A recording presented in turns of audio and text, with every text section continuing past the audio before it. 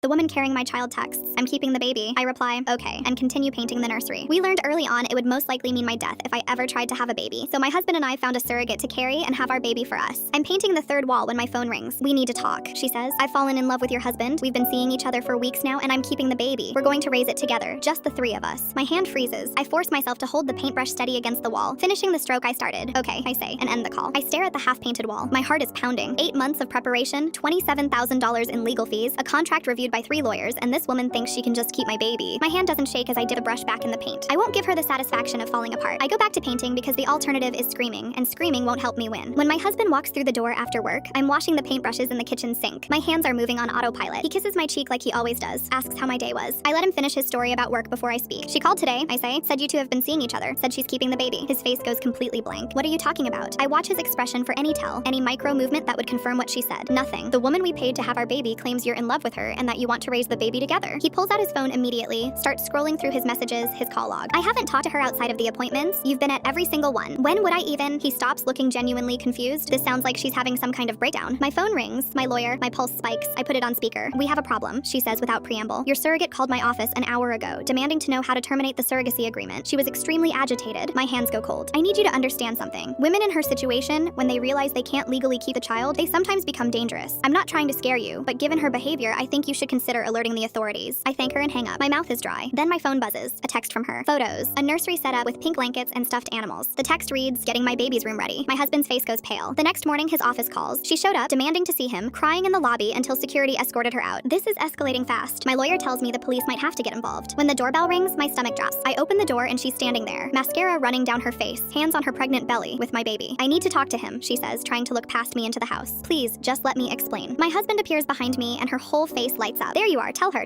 how you feel about me." He looks at her with pure confusion. "I don't know you like that." She starts crying harder. "Yes, you do. And I know everything about you." She smiles through her tears, an unsettling, dreamy smile. My blood goes cold. "I've been watching you since before you even hired me. I saw you at that coffee shop talking about wanting a baby. I followed you home that day. I learned your schedules, your routines. I applied to be your surrogate, specifically because I knew you were the one." Everything stops. I can hear my husband's circular mail devices drop. 6 months. She's been stalking us for 6 months before we ever met her. "You're too old to be a good mother anyway," she continues, her voice turning sharp. "Real mothers carry their own babies. You're just paying for a product, but I'm giving him a real family." That's when I call 911. My hands are shaking now. The police arrive within minutes. She escalates fast, screaming about us stealing her family while I record everything. They eventually get her into the car. An emergency restraining order is filed that night. The court orders a psychiatric evaluation, and she's placed in a monitored facility until delivery. 4 weeks later, our daughter is born. 2 officers and a court supervisor are present. The handoff happens in a hospital conference room with our lawyer present and the judge on a video call. She doesn't look at me when they place my daughter in my arms. She just stares at my husband and whispers, "You would have been such a good dad to her."